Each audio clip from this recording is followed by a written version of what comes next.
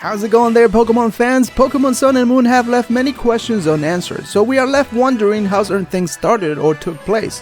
One of those questions arises when we look at Z-Crystals. Where do they come from? Not much is talked about their origins, but I may have found some clues.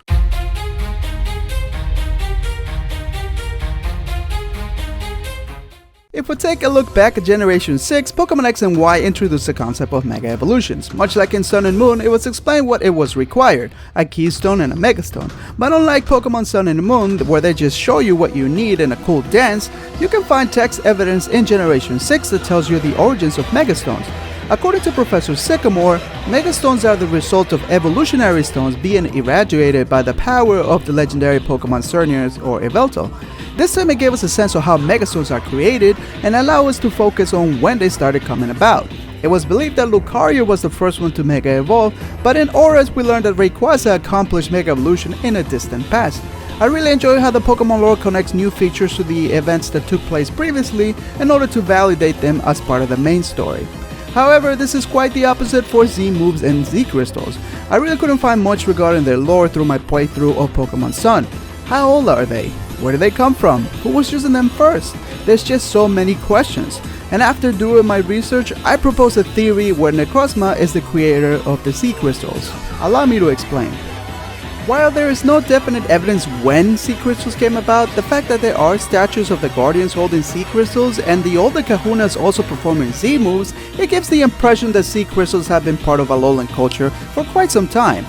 Before I continue though, there is something I want you to understand. It's more like a mini theory of my own, but you will see why it makes sense.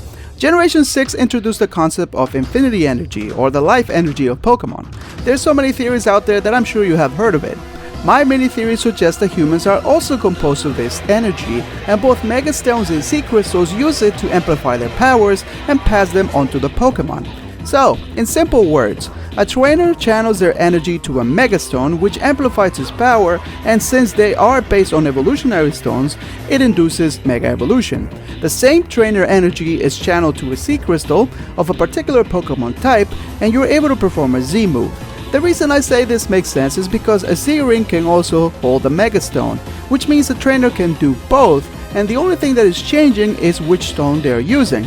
A Megastone or a Z-Crystal. That is why I feel that the energy channeled by the trainer is the same and the stones produce a different outcome. So where does Necrozma come into play into all of this? I believe the Z-Crystals are fragments of the crystallized Pokemon Necrozma, and here's why it would make sense. His design is based on a prism which is able to break up light into all its colors. If you take a closer look to his face, you will see crystals of various colors, which is a reference to his design, and to me, those are in fact the Z-Crystals. But you guys know me, this would not be my main form of evidence.